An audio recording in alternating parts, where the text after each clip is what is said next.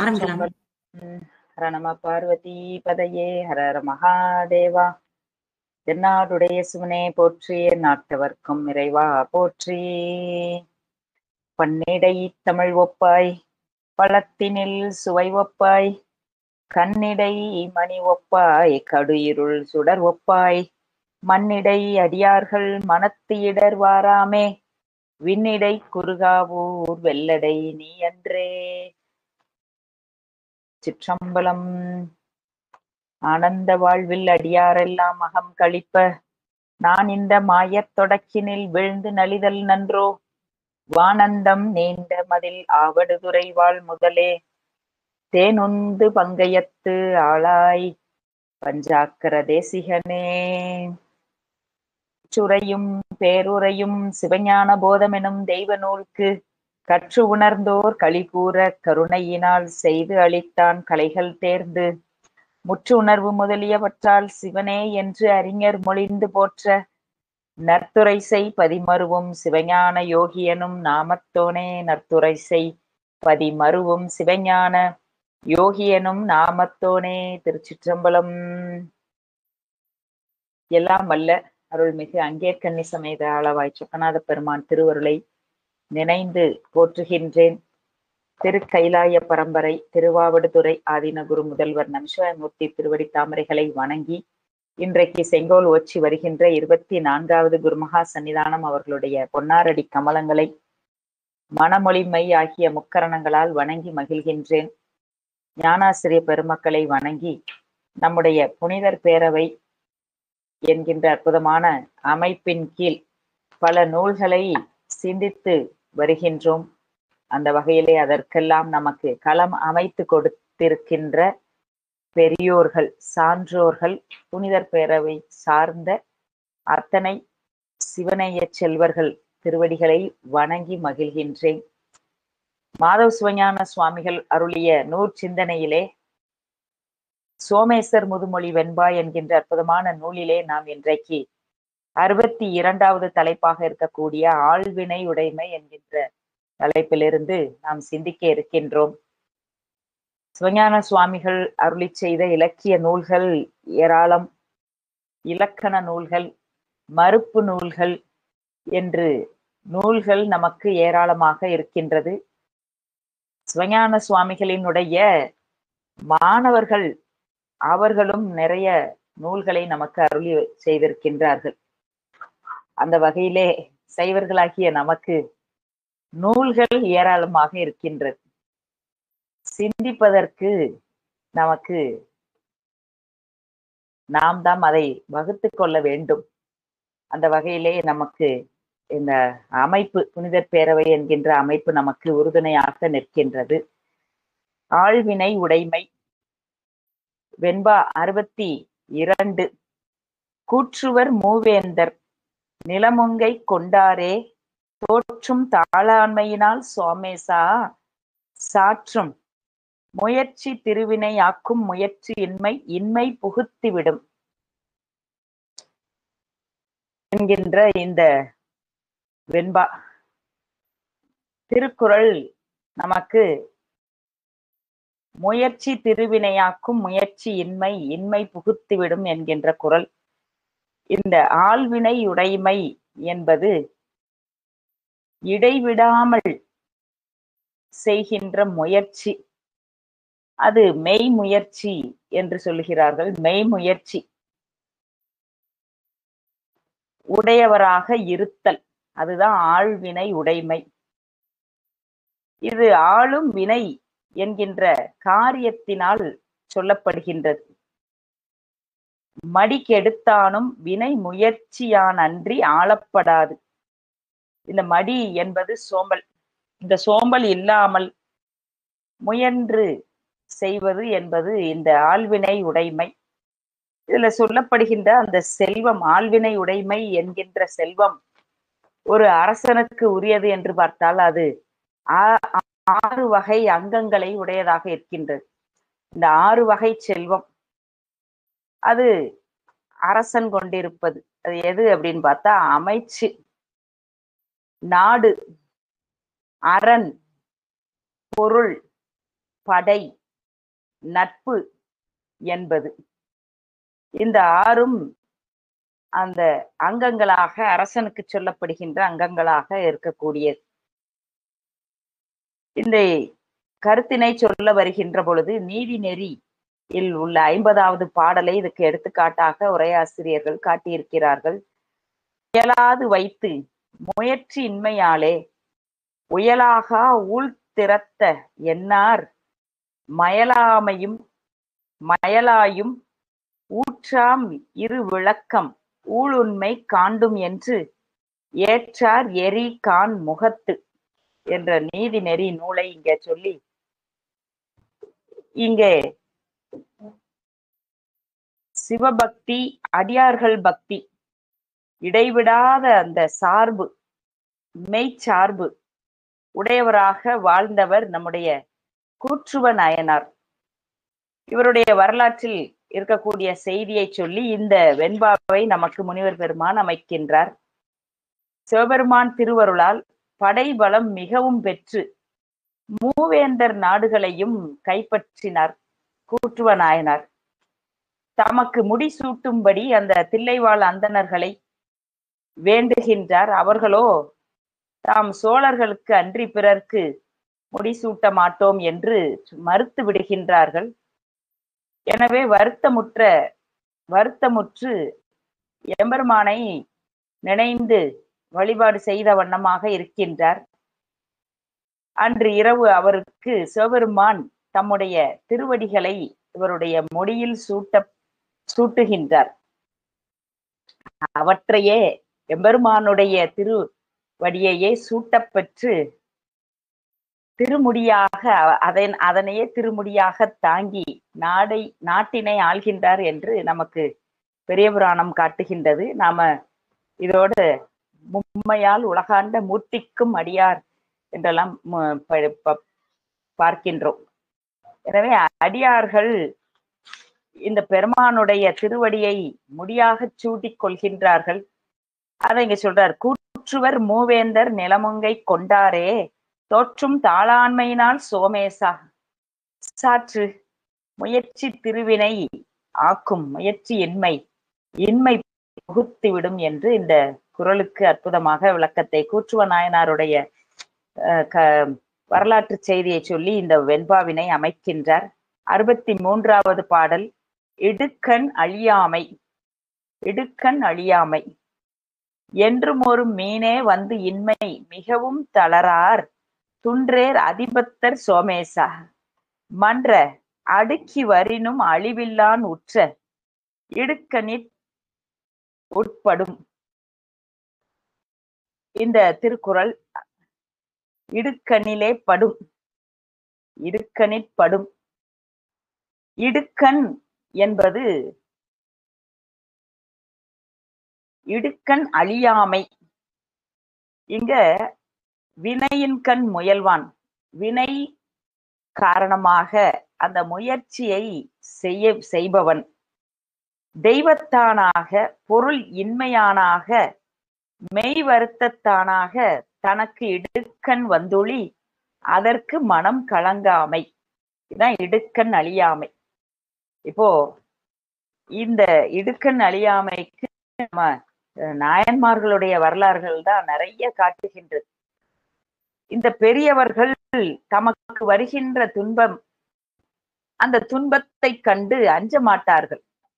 அவர்கள் செய்கின்ற முயற்சி, அந்த கொள்கைக்காக குறிக்கோளுக்காக செய்கின்ற முயற்சி, அவர்கள் செய்கின்ற வினைகள், இவைகள் எல்லாம் எப்படி அப்படின்னா, அவர்கள் அதற்கு ஏதேனும் தடை வந்தால் அதற்காக இதனை விட்டு கொடுக்காமல், கொள்கையை விட்டு கொடுக்காமல், அதற்காக வருகின்ற தடைகளுக்கு அஞ்சாமல், இந்த நாயன்மார்களுடைய வரலாறுல அதைத்தான் நம்ம மிக சிறப்பா பார்க்கிறோம். அந்த இளையான்குடி மாறநாயனார் புராணம், குங்குலிய கலைய நாயனார் புராணம், இவர்களுடைய புராணங்கள் எல்லாம் அதைத்தான் காட்டுகின்றது. வறுமை வந்து உற்ற பொழுதிலும் அவர்கள் அந்த கொள்கையை விடாது பிடித்து கொண்டு அந்த அடியார்களுக்கு அமுது செய்வித்தலும் ஏனைய தொண்டுகள் செய்வதையும் முனைப்பாக இருக்கின்றார்கள். இடுக்கண் வந்துளி தெய்வத்தானாக, அது தெய்வத்தானாக இருந்தாலும் பொருள் இன்மையானாக இருந்தாலும் மெய் வருத்தத்தானாக தனக்கு இடுக்கண் வந்துளி, இடுக்கண் வந்தாலும் அதற்காக மனம் கலங்க மாட்டார்கள். அதனாலதான் அவர்களுடைய வரலாற்றில சொல்லுகின்ற பொழுது, சேக்கிலா சுவாமி சொல்லுகின்ற பொழுது, வறுமை பதம் வந்து உற்றது என்று சொல்வார். அது அவர்களுக்கு பதம், அது ஒரு பரிசுதானே ஒழிய அது அவர்களுக்கு துன்பத்தை ஒரு நாளும் கொடுக்கல. அவர்கள் எப்பேற்பட்டவர்களாக அந்த மனம் கலங்காமல் இருந்து அதை செய்தார்கள். இங்க நமக்கு அதிபத்த நாயனாருடைய புராணத்தை காட்டி இதை சொல்றார். அதிபத்த நாயனார் பரதவ குலத்தில் திரு அவதாரம் செய்தவர். நாள்தோறும் அவருடைய அந்த மீன்பிடி தொழில் முதல் அவருடைய வலையில் அகப்படுகின்ற மீனை சிவபெருமானுக்கு என்று அந்த கடலிலே விட்டு விடுகின்றார். இதனை தம்முடைய கோட்பாடாக கொள்கையாக கொண்டவர். அப்படி வாழ்ந்து வரும் நாளிலே நாள்தோறும் ஒரு மீன் அகப்படுகின்றது. அதனையும் வழக்கப்படி விட்டு விடுகின்றார். அப்படி விடுவதனால் நாளடைவில் அவர் வறுமை அடைகின்றார். அப்படி வறுமை அடைகின்ற பொழுதும் அந்த மீன்பிடி தொழிலை செய்கின்ற பொழுது அந்த காலங்களிலே அவருக்கு மீன் வருவதில்லை. ஆனாலும் அவர் அந்த செயலை செய்யாமல் இருந்ததில்லை. ஒரு நாள் வழக்கம் போல முதல் மீனை சிவார்ப்பணமாக நீரிலே விட்டு இரண்டாம் வலை வீசுகின்ற பொழுது நவரத்தனங்களால் இழைக்கப்பட்ட பொன் மீன் ஒன்று கிடைக்க பெற்றார். அதனுடைய அழகையும் கண்டு அதனையும் பெருமானுக்கே என்று கடலில் விடுகின்றார். அப்பொழுதே பெருமான் அம்மையோடு அப்பராக காட்சி கொடுத்து கைலாய பதம் அருள்கின்றார்கள். எனவே இந்த சோமேசா இந்த குறளை சொல்லுகின்ற பொழுது, மேன்மேலும் மிக வந்தாலும் தன் உள்ள கோட்பாடு விடாதவன் அடைந்த துன்பங்கள் துன்பப்படும்.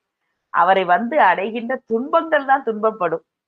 இவர்களுக்கு ஒன்றும் அது செய்வதில்லை. ஏனென்றால் இவர்கள் அந்த கோட்பாடை கொண்டவர்கள், கோட்பாட்டிலே குறிக்கோளாக இருந்தவர்கள். அதனால அவர்களுக்கு அந்த துன்பம் வந்தாலோ அந்த துன்பம் தான் துன்பப்படுமே அன்றி இவர்களுக்கு அந்த துன்பத்தால் வரும் துன்பத்தை இவர்கள் அதனை துன்பமாக கருத மாட்டார்கள் என்று அந்த சொல்றார். அதிபத்த நாயனார் உடைய கருத்தை சொல்லுகின்றார்.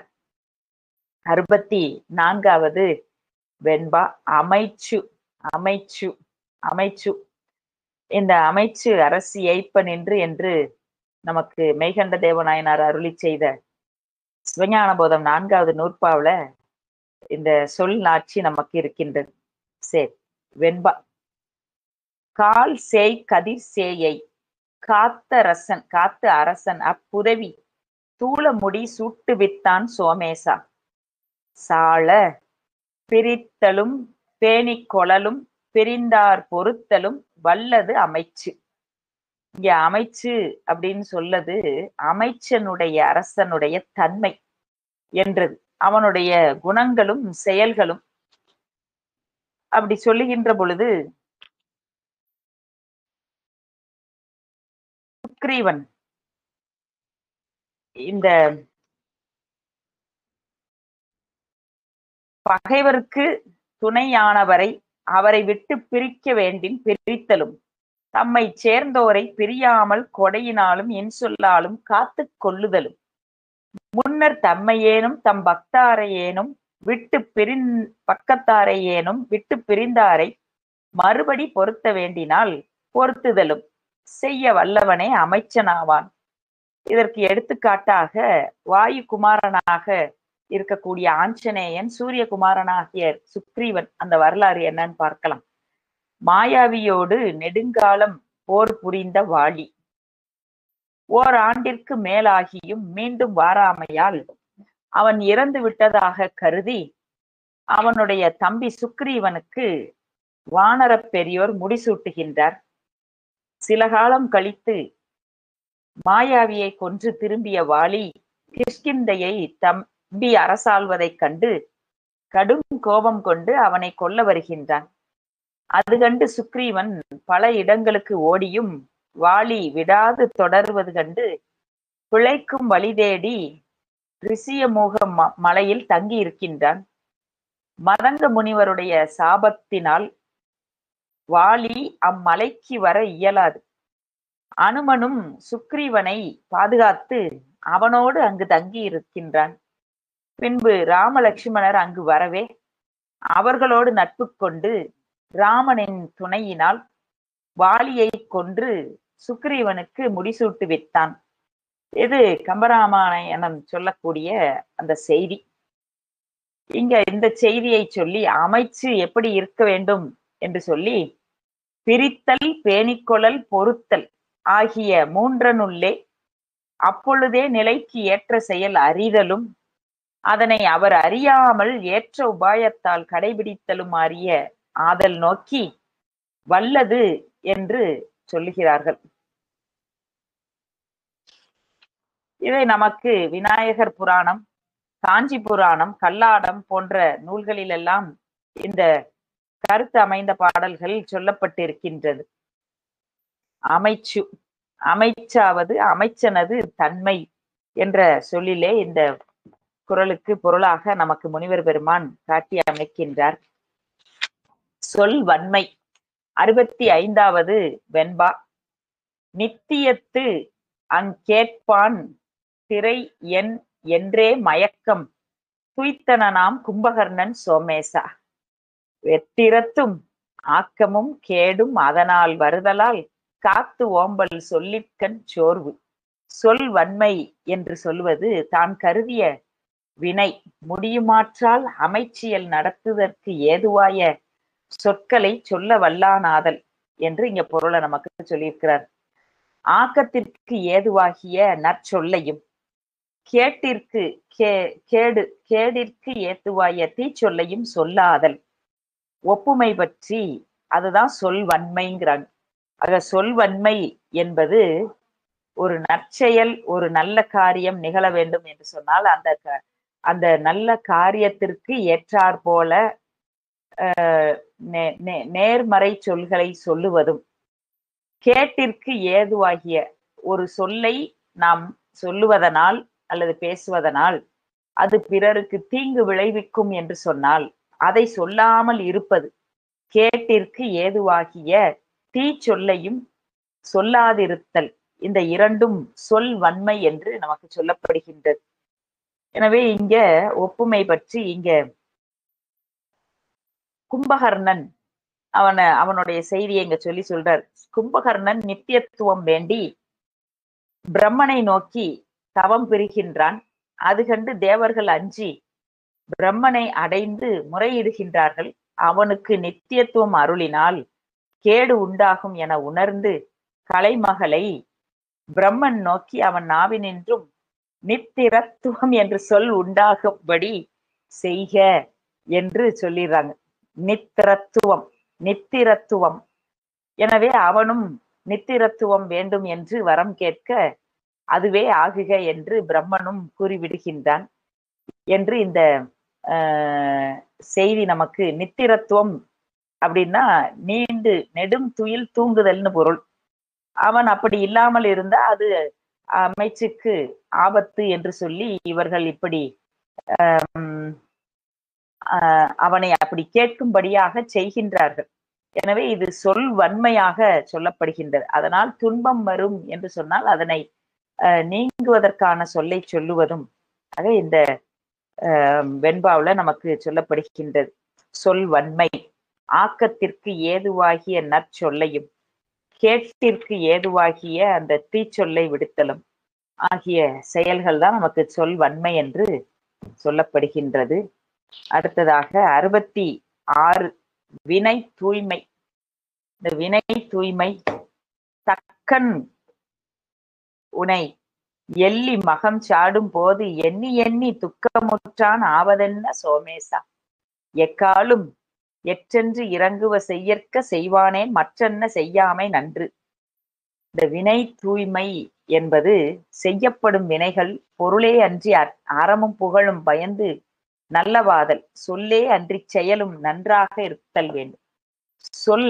சொல்லிய சொல் போல செயலும் நல்லதாக இருத்தல் வேண்டும். சொல்லுவது ஒண்ணு செய்வது ஒண்ணுன்னு இருத்தல் கூடாது. அது வினை தூய்மை ஆகாது. வினை தூய்மை அப்படின்னு சொன்னா இங்க சோமேசா, நாம் செய்த வினைகள் எத்தன்மையன என்று பின்னர் தானே இறங்கத்தக்க வினைகளை ஒருபோதும் செய்தலாக, செய்த பிறகு எண்ணி எண்ணி ஐயோ இப்படி செய்து விட்டோமே என்று எண்ணுதல் குற்றம்னு சொல்றார். இதுக்கு சொல்லுகின்ற பொழுது அந்த தக்கனுடைய வேள்வி, அவன் மதியாது செய்து அந்த தக்கனுடைய யாகத்தை செய்தான். அதுக்கப்புறம் அந்த யாகத்தை வீரபத்திரராகிய சிவபெருமான் வீரபத்திரர் வடிவில் வந்து அந்த யாகத்தை அழிக்க நேரிட்டது. அப்போ அவனுக்கும் தண்டனை அடைந்தான், அவனும் துன்பம் அடைந்தான். அந்த தக்கனுடைய யாகத்தில் சொல் ஒன்றாக செயல் ஒன்றாக இருக்கக்கூடிய அந்த யாகத்தில் வந்து கலந்து கொண்ட அத்தனை பேரும் துன்பத்தையே அடைந்தார்கள். எனவே அவன் எண்ணி எண்ணி அதற்காக வருத்தப்பட்டானான். அதற்கு பிறகு எனவே எண்ணிய பிறகு செய்வதை விட எண்ணியது செய்தல் நலம். அதைத்தான் அந்த வினை தூய்மை என்கின்ற அதிகாரத்தின் கீழே திருவள்ளுவர் காட்டுகின்றார். அதனை நமக்கு முனிவர் பெருமான் எடுத்து காட்டி தக்கனுடைய தன்மையை காட்டுகின்றார். இந்த தக்கனுடைய யாகம் அப்படிங்கிறது நமக்கு சாத்திர நூல்கள்ல சொல்லுகின்ற பொழுது இவர்கள் எம்பெருமானை நினையாது செய்கின்ற செயல்கள் அத்தனைக்கும், அது யாகமே ஆனாலும் சரி, அது நற்செயல்களே ஆனாலும் சரி, முனைப்போடு செய்கின்ற செயல்கள் அத்தனைக்கும் தண்டனையும், அவனை நினைந்து செய்கின்ற பாதக செயல்களானாலும் அதற்கு பரிசும் கொடுத்தார் பெருமான் என்றெல்லாம் பல இடங்களிலே நாம் பார்க்கின்றோம். அதற்கு எடுத்துக்காட்டாக நமக்கு அருணந்தி சிவாச்சாரியாரும் அதை தொடர்ந்து ஆசிரியர்களும் காட்டுகின்ற பொழுது, தக்கனுடைய செயலையும் சண்டிகேஸ்வர நாயனாருடைய புராணத்துல அவர் தம்முடைய அந்த பூசையில பெருமானை நினைந்து இருக்கின்ற காலத்திலே அந்த தந்தையினுடைய அவச்செயலுக்காக அவர் அந்த குருந்தினை எடுத்து வீசுகின்றார். அது மழுவாக அவருடைய கால்களை சேதிக்கின்றது. அந்த செயல் நன்று உலகத்தவர்களுக்கு அது பாவமாக இருந்தாலும் அது இறைவனை நினைந்து செய்கின்ற பொழுது அது அவருக்கு அது பரிசையே கொடுத்தது. ஆக அந்த வினை தூய்மை, அதுதான் வினை தூய்மை என்பது. செய்கின்ற செயல்கள் தூய்மை உடையவனாக இருக்கின்ற பொழுது அதற்குரிய தன்மைக்கு பரிசினை பெருமான் வழங்குகின்றார். ஆக செயல் தூய்மை என்பது சொல் தூய்மை, அது செயலில் வெளிப்படும். சொல்லும் செயலும் தூய்மையாக இருக்கின்ற பொழுது அதற்கு உள்ளவாறு பயன் வருகின்றது. அப்படி இல்லைன்னா அதற்கு தண்டனை வருகின்றது என்பதை இங்க சொல்றார். 67வது பாடல் வினை திட்பம். செவ்வேளை பாலனென வெள்ளி திரள் அழிந்தான் திரள் அழிந்தான் துவாத வெஞ்சூரன் சோமேசா, வவ்வா உருவு கண்டு எல்லாமை வேண்டும்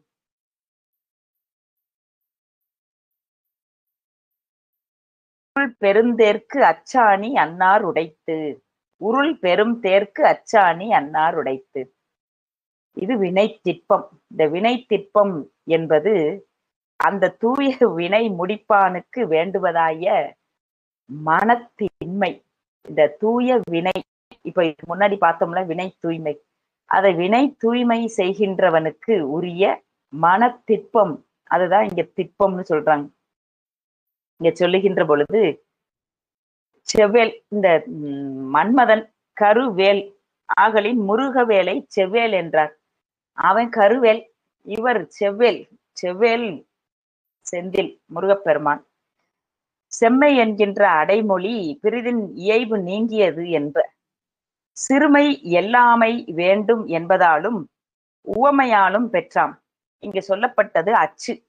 அந்த உருள் கோத்த மரம், அந்த தேருக்கு பெரிய தேர், அது பெரியதாக இருந்தாலும் அதற்கு அந்த சிறியதாக இருக்கக்கூடிய அச்சே அதனுடைய பாரத்தை தாங்கக்கூடியதாக இருக்கின்றது. அதுபோல அந்த வடிகால் சிறியதாய் இருந்தே பெரிய பாரத்தை கொண்டு உய்க்கும் திட்பமுடையது. அந்த திட்பமுடையது, திறமுடையது. ஒரு பெரிய தேர் உருள்கின்றது, அதற்கு திட்பமுடையது என்னன்னு சொன்னா அந்த சின்ன அச்சாணி தான். அதுபோல அந்த பெரிய வினைகளை கொண்டு உய்க்கும் திட்பமுடைய அமைச்சரும் உலர். அவரை அத்திட்பம் நோக்கி அறிந்து கொள்க என்று இங்க சொல்றார். அங்க சொல்லுகின்ற பொழுது அந்த கொடிய சூரபத்மன் முருகப்பெருமானை பிள்ளை என்று சின்ன வந்திருக்க கூடியவன் பாலன் என்று இகழ்ந்தான். இகழ்ந்ததனால் வலிமை இழந்தான். ஏனென்று சொன்னால் அந்த கந்தபுராணத்திலே பார்க்கின்ற பொழுது சூரபத்மனுக்கு முருகப்பெருமான் விஸ்வரூப காட்சி கொடுத்தார். வந்திருப்பது முருகப்பெருமான் என்று அவரோடு இருப்பவர்கள் எல்லாரும் அறிவுறுத்துகின்றார்கள். ஆனாலும் அதையெல்லாம் அவன் காதிலே வாங்கல. வந்திருப்பவது பாலன் என்று அறிந்தும் இகழ்ந்தும் அவரோடு போர் செய்ய முற்பட்டான். எனவே அவனுடைய வலிமை எல்லாம் நீங்கி அவன் துன்பப்பட்டான், தோற்று போனான் இல்லையா முருகப்பெருமானிடத்து. ஆக உருவு கண்டு எல்லாமை, அந்த உருகின்ற பெரிய தேர்க்கு அச்சாணி போல உருவத்தில் சிறியராய் இருந்தே வினையில் வலிமை மிகுந்தவர்களை உடையது இந்த உலகம்.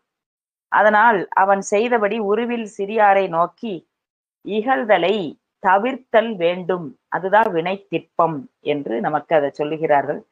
இத கந்தபுராணத்துல சொல்லுகின்ற பொழுது, மேலதாகிய நின்னுடை தாதையும் விண்ணும் ஞாலமும் புரிந்து உதவிய நான்முகத்து இறையும் மாலும் வெஞ்சமர் புரிதிரம் கருதிலர் மற்றோர் பாலன் வல்லைகொள் என்னோடு போர் தொழில் பயில.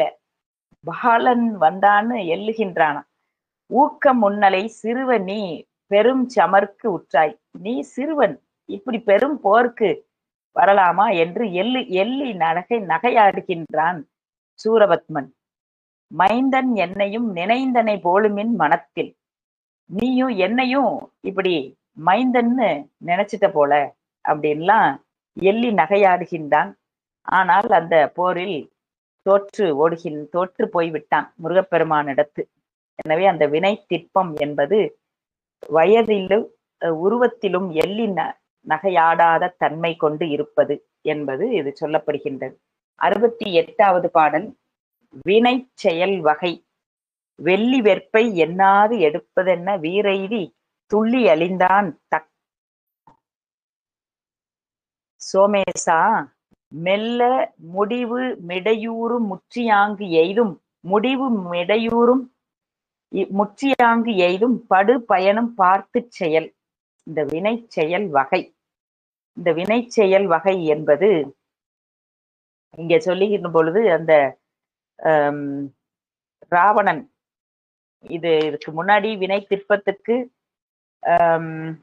சூரபத்மனை காட்டினார். இதுல ராவணன் ஆராயாமல் அவன் ராவணேஸ்வரன். இவருடைய வரலாறு நமக்கு ஞானசம்பந்த பெருமான் பாடல்தோறும் 8வது பாடல்ல பாடி காட்டுகின்றார். ஏன் அவருடைய அந்த செருக்கு எத்தனை வரம் பெற்றவன், எம்பெருமானை பூசித்து அந்த வரத்தை பெற்றவன். ஆனா அவனுடைய செயலிலே அந்த தன்மை இல்லையே என்பதை காட்டுவதற்கு தான் இங்க சொல்லப்பட்டு இருக்கின்றது. ராவணன் இறைவனை தவிர தமக்கு அழிவில்லாத வரத்தை பெற்றவன். அந்த வரத்தை பெற்றதனால் மிக்கு செருக்குண்டு தேவர்களை எல்லாம் துன்புறுத்துகின்றான். நிறைவாக அந்த அம்மையோடு கூடி எம்பெருமான் எழுந்தருளி இருக்கக்கூடிய அந்த வெள்ளி வெற்பு கைலாய மலையை பேர்த்து எடுப்பேன் என்று சொல்லி புறப்படுகின்றான். இருமாப்பு அடைகின்றான். என்ன ஆயிற்று? முயன்று செல்லுகின்றான் பெருமான். இவருடைய செருக்கினை அடக்குவதற்கு அந்த தம்முடைய காலில் ஒரு பெருவிரலை மிதித்து அடக்குகின்றார். மலையை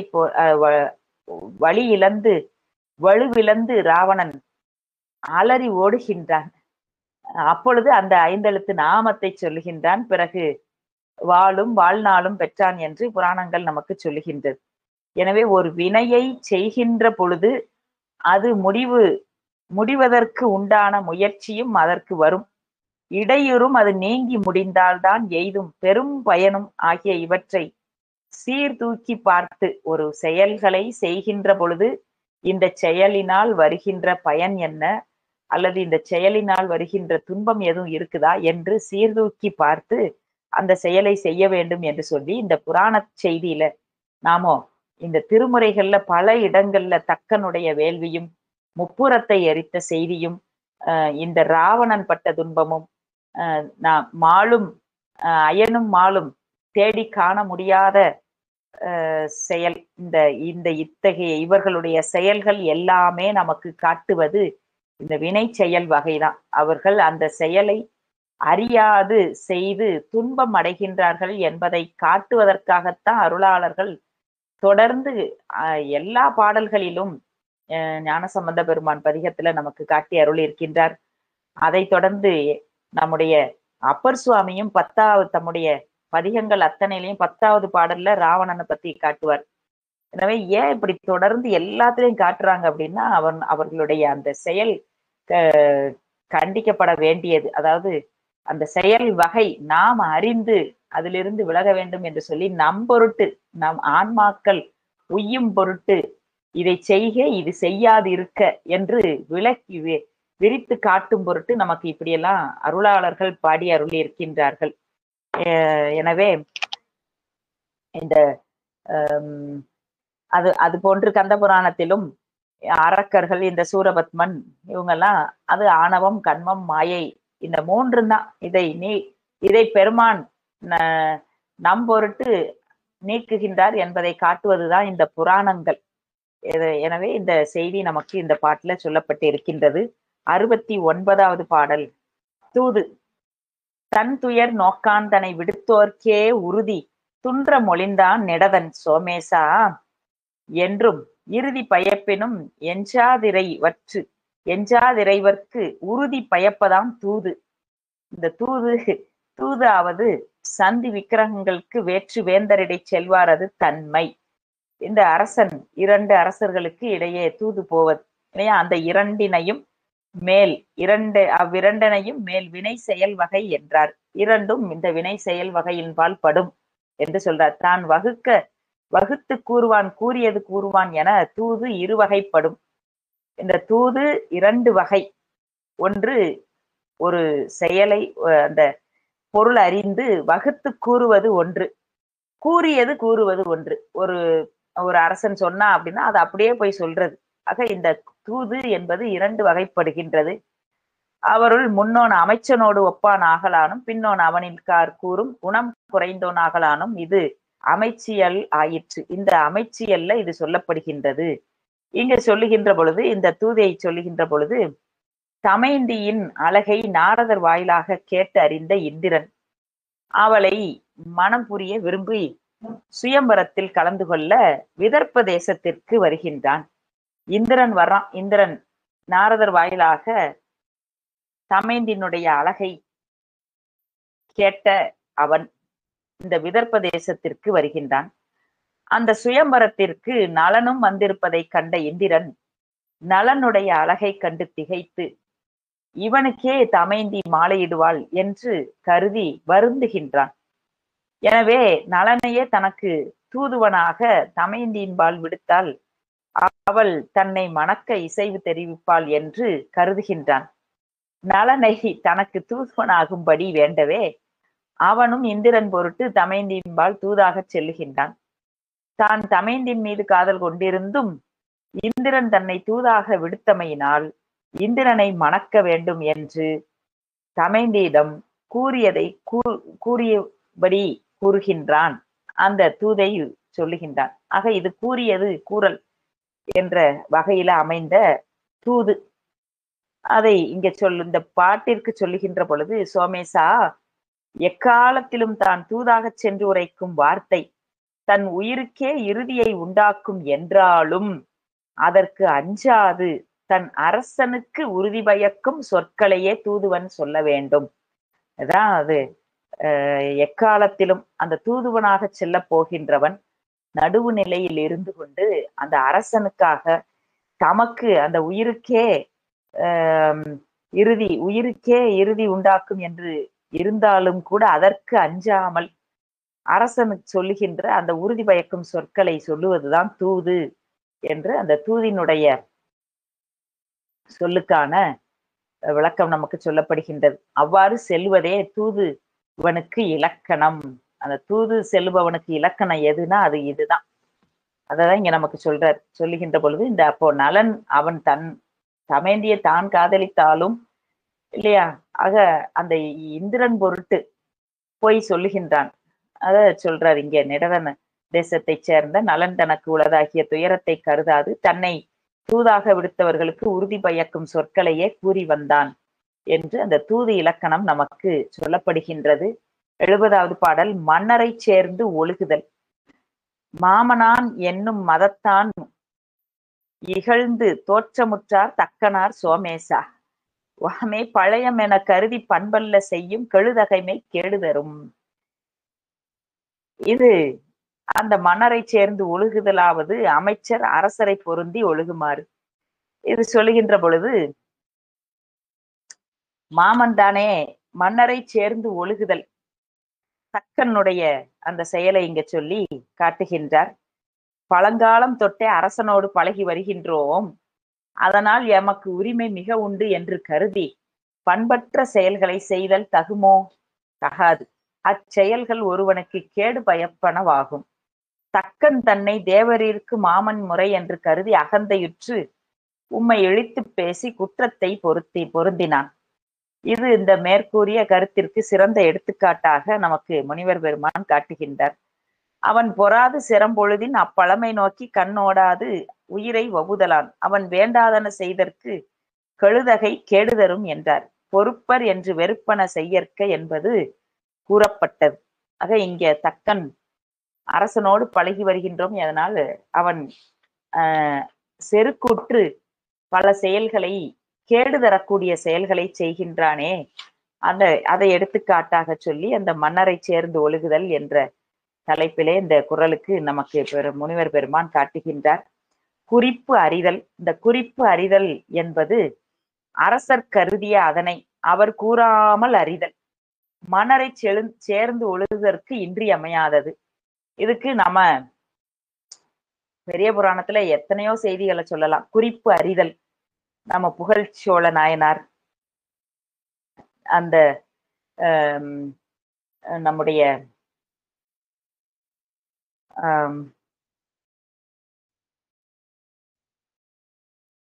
சிறை நாயனார் மங்கையர்க்கரசி அம்மையாருடைய குறிப்பினை அறிந்து அறிந்து அறிந்து ஞானசம்பந்த பெருமானை மதுரையம்பதிக்கு எழுந்தருளச் செய்து இந்த சைவத்தை தழைக்கச் செய்தவர். அதுல மிக பெரும் பங்கு நம்முடைய அமைச்சருக்கு தான். ஆக இந்த குறிப்பு அறிதல் என்பது இங்க முனிவர் பெருமான் காட்டுகின்ற பொழுது அப்புதியார் மறைத்தும் வாகீசர அவரை துப்பான் அறிந்தனரே சோமேசா.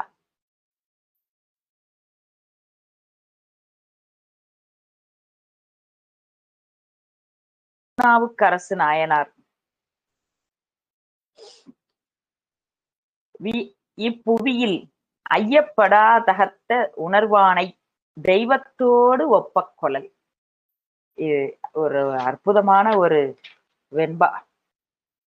இதுக்கு இந்த சோமேச முதுமொழி வெண்பால இந்த பாட்டுக்கு நமக்கு அப்பர் பெருமானுடைய அந்த அப்பூதி அலிகளுடைய செயலை சொல்லி இதை விளக்குகின்றார். அதை நம்ம திருநாவுக்கரசு பெருமான் அவர்களிடத்து பெரும் பற்று, பெரும் பக்தி, பெரும் அன்பு கொண்டவர் நம்முடைய அப்பூதி அடிகளார். அவர் அப்பர் பெருமானை அவருடைய செயல்களை கேட்டு அறிந்தவர்.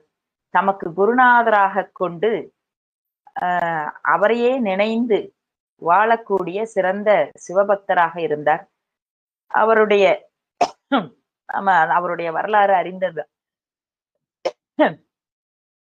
ஆளுடைய அரசர் என்று போற்றப்படுகின்ற திருநாவுக்கரசு பெருமானுடைய திருநாமத்தை தம்முடைய இல்லத்திற்கும் தண்ணீர் பந்தலிற்கும் தம்முடைய புதல்வர்களுக்கும் தம்முடைய இல்லத்தில் இருக்கக்கூடிய பொருள்களுக்குமாக அவருடைய நாமத்தையே சூட்டி வாழ்ந்து வருகின்றார். அப்பொழுது ஒரு முறை அப்பூதி அடிகளின் ஊராகி அந்த திங்களூர் வழியாக வருகின்ற பொழுது திருநாவுக்கரசு பெருமான் பார்க்கின்றார். என்னடா தம்முடைய பெயரிலே எல்லாமே இருக்கின்றதே என்று சொல்லி இதெல்லாம் யாருடையது என்று வினவி அப்பூதி அடிகளாருடைய திரு இல்லத்திற்கு வந்து அமர்கின்றார்.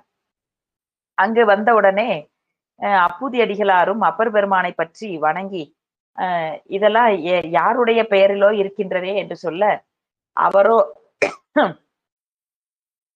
இருவருக்கமான நட்பு அங்கே வெளிப்பட்டு இவர் நான் தான் திருநாவுக்கரசு பெருமான் என்று சொல்லி அதன் பிறகு இவர் தம்முடைய இல்லத்திற்கு திரு அமுது சமைத்து அதெல்லாம் தயார் பண்றார். தம்முடைய மூத்த மகனாக இருக்கக்கூடிய மூத்த திருநாவுக்கரசை அழைத்து வாழை இலை பறிக்க சொல்லுகின்றார்.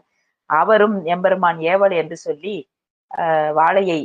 வாழை குருத்தினை எடுக்கின்ற பொழுது அரவு தீண்டு அவன் இறந்து படுகின்றான். இந்த செயலினால் தாம் எடுத்துக்கொண்ட செயல் தடைபட்டு விடுமோ என்று அஞ்சி தடைபடாத வண்ணம் இந்த ஒரு நிகழ்வினையே மறைத்து விரைந்து ஓடி அந்த வாழக்குருத்தினை கொண்டு வந்து கொடுத்த அந்த மூத்த திருநாவுக்கரசை பாயில் சுருட்டி வைத்து தடை ஏதும் ஏற்படாம்படிக்கு அப்பர் பெருமானை அமுது செய்ய அழைக்கின்றார்கள், செய்தருள அழைக்கின்றார்கள். நாயனார் யாவருக்கும் திருநீர் வழங்குகின்ற பொழுது எங்கே மூத்தவனை என்று கேட்க, இப்போது இங்கு உதவான் என்று அடிகள் கூறவும் நாயனார் உண்மையினை குறிப்பால் உணர்கின்றார். இந்த குறிப்பால் உணர்தல் என்பதுதான் இங்க சொல்ல வேண்டிய கருத்து, குறிப்பு உணர்தல். ஆக அந்த குறிப்பால் உணர்ந்த தன்மையை சேக்கிழார் சுவாமி பெரிய புராணத்துல காட்டுகின்ற இடம் மிக அற்புதமானது. இந்த இப்போது இங்கு உதவான் என்று அப்பூதியடிகள் குறிப்பால் காட்டுகின்றார் அப்பர் சுவாமிக்கு. அந்த தன்மையை குறிப்பால் உணர்ந்த திருநாவுக்கரசு பெருமான் அலையும் அவனை என்று குடி முழுவதும் ஆண்ட, என் குடி முழுதும் ஆண்டன்றார். அப்ப குடி முழுதும் உய்ய, குடி உய்யணும்னா குடியில் இருக்கக்கூடிய சந்ததிகள் இருக்கணும். அது அந்த திருநாவுக்கரசு பெருமான் இல்ல. அது அந்த திருநாவுக்கரசு பெருமான் இருந்தால் அன்றோ குடி முழுவதும் உய்யும் பொருட்டு அவர்கள் அந்த தொண்டினை செய்வார்கள். அந்த இடமெல்லாம் ரொம்ப அற்புதமா சேக்கிழார் சுவாமி தான் நமக்கு விளக்கி காட்டுகின்றார். இவர் இப்போது இங்கு உதவான் என்று சொல்ல அவர் குடி முழுவதும் உய்ய என்று திருநீரை எடுக்கின்றார். அப்பொழுது அவர் அந்த விடம் நீங்கி அவன் எழுகின்றான். ஒன்றுகொலாம் என்று பதிகம் பாடி அந்த மகன் உறக்கத்தினின்றும் எழுபவன் போல எழுந்து வருகின்றான். அப்பூதி அடிகளாரும் மனைவியாரும் தம் புதல்வனால் திருநாவுக்கரசு பெருமான் திரு அமுது ஏற்றருள தாமதமாகிவிட்டதே என்று சிந்தை நொந்து போகிறார்களாம். ஆக இப்படி பெரியவர்கள் அந்த நிலைப்பாட்டினை உணர்ந்து குறிப்பை உணர்ந்து செய்யக்கூடிய செயல் உடையவர்களாக இருப்பார்கள் என்ற செய்தி நாம பெரிய புராணத்துல பல இடங்களில் பார்க்கின்றோம். இன்னும் அந்த மானக்கஞ்சார நாயனாருடைய புராணத்தில், சிறுத்தொண்ட நாயனாருடைய புராணத்தில், நாயன்மார்களுடைய புராணத்திலே அந்த குறிப்பு அறிதல் என்பது நம்ம நிறைய பார்க்கலாம். எனவே இங்கு அப்பூதி அடிகளுடைய புராணத்தை முனிவர் பெருமான் எடுத்து காட்டி அருள்கின்றார். அவை அறிதல், அடுத்தது அவை அறிதல். அவை அறிதலாவது அரசனோடு இருந்த அவையினுடைய இயல்பை அறிதல்.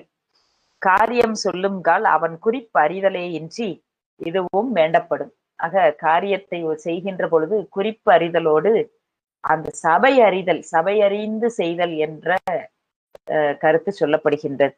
அவை அறிதல், அதாவது சபை அறிந்து செய்யணும் அப்படின்னு சொல்லுவாங்க இல்லையா, அது மாதிரி. ஓர் சங்கத்தார் கல்வியூமை சேக்கு காட்டி, ஓர் சங்கத்தார் கல்வி ஊமை சேக்கு காட்டி, இது அந்த முருகப்பெருமானுடைய அந்த வரலாறு. ஊமை சேக்கு காட்டி சோர்வு நலம் தேர்ந்தனரே சோமேசா ஓருங்கால் கற்றறிந்தார் கல்வி விளங்கும் கசடர சொற்றறிதல் வல்லார் அகத்து. இதுல சொல்லும் பொழுது அந்த சேக்கு காட்டி அப்படிங்கிறதுதான் இது ஒரு திருவிளையாடல் புராணத்துல வரக்கூடிய அந்த படலம். இது அற்புதமான ஒரு திருவிளையாடல். சோமசுந்தர பெருமான்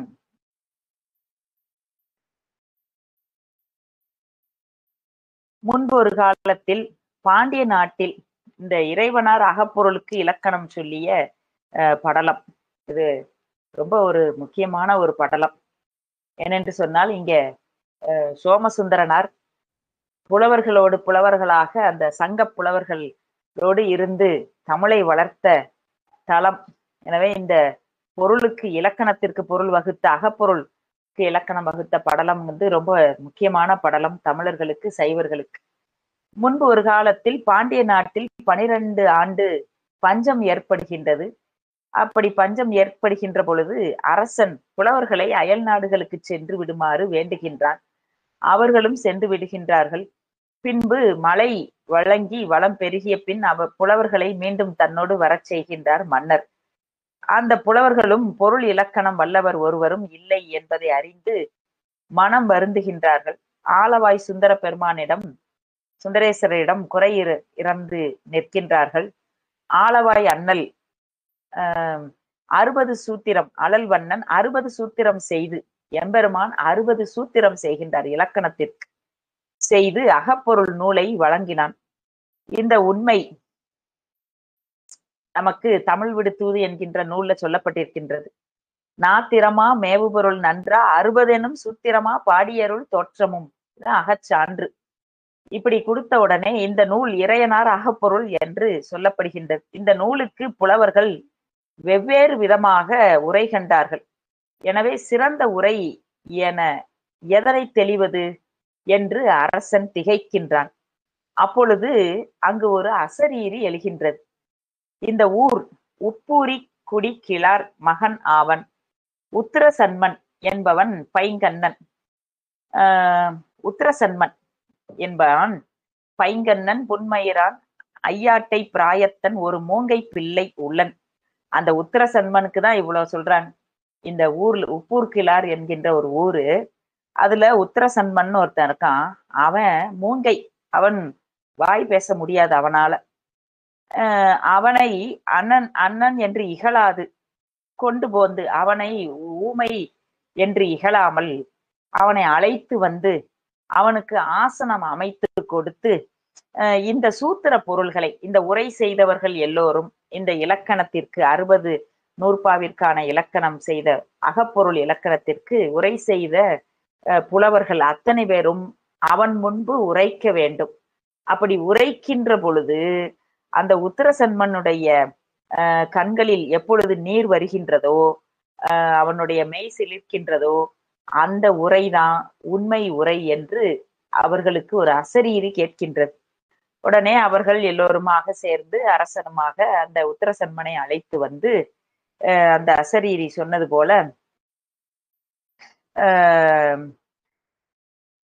சிறந்த ஆசனத்தில் அமர்த்தி அவனுக்கு செய்ய வேண்டிய மரியாதையெல்லாம் செய்து புலவர்களை வரிசையாக அவரவர்கள் செய்த உரைகளை உரைக்கும்படி அரசன் சொல்லுகின்றார். உடனே ஏனைய புலவர்களும் கூறும் முறையினை கேட்டு வாழாது இருந்தார் அந்த உத்திரசன்மன். நக்கீரர் உரைக்கின்ற பொழுது அந்த உரை கேட்டு பதந்தோறும் கண்ணீர் வார்ந்து மெய்மயிர் சிலிர்ப்ப இருக்கின்றான். உடனே அந்த நக்கீரருடைய உரையே சிறந்தது என்று சொல்லி அதனை போற்றுகின்றார்கள். அப்படி உத்திரசன்மனாக வந்தது முருகப்பெருமானே என்று அந்த திருவிளையாடல் புராணத்திலே நாம் பார்க்கின்றோம். ஆக முருகப்பெருமானும் சிவபெருமானுமாக சேர்ந்து அந்த இலக்கணத்திற்கு, அகப்பொருள் இலக்கணத்திற்கு வல்லவராக நக்கீரரை நியமிக்கின்றார்கள். இது நமக்கு சொல்லப்பட்ட இந்த செய்தி. இந்த பாடல்ல சொல்லுகின்ற பொழுது ஆராய்ந்து கூறுமிடத்து தெளிவாக குற்றமின்றி சொற்களை ஆராய வல்லவர்கள் வீற்றிருக்கும் அவையிலே கல்வியில் சிறந்த அறிஞர்கள் தம் நூலை எடுத்துச் சொன்னால் அந்த அறிஞர்களின் புலமை சிறப்பு யாவருக்கும் விளங்கி தோன்றும். இதற்கு எடுத்துக்காட்டாக இந்த திருவிளையாடல் புராண செய்தியை சொல்லி இந்த குறளிற்கு விளக்கம் காட்டுகின்றார் நம்முடைய முனிவர் பெருமான் என்று சொல்லி நாம் இதோடு நிறைவு செய்து மீண்டும் அடுத்த சந்திப்பிலே பல பாடல்களை அவை அஞ்சாமையிலிருந்து பார்க்க இருக்கின்றோம். இப்படியாக பல திருக்குறளிற்கு முனிவர் பெருமானுடைய கருத்தோடு புராண செய்திகளை எல்லாம் தொடர்ந்து நமக்கு அருளுகின்றார். முனிவர் பெருமானுடைய திருவடிகளை வணங்கி போற்றி அடியே நிறைவு செய்கின்றேன். திருச்சிற்றம்பலம். வான்முகில் வளாது பெய்க மலிவளம் சுரக்க மன்னன் கோன்முறை அரசு செய்க குறைவில்லாதுயிர்கள் வாழ்க நான்மறை அறங்கள் ஓங்க நற்றவம் மேல்வி மல்க மேன்மைகள் சைவ நீதி விளங்குக உலகமெல்லாம். திருச்சிற்றம்பலம், திருச்சிற்றம்பலம், திருச்சிற்றம்பலம். சிவாய.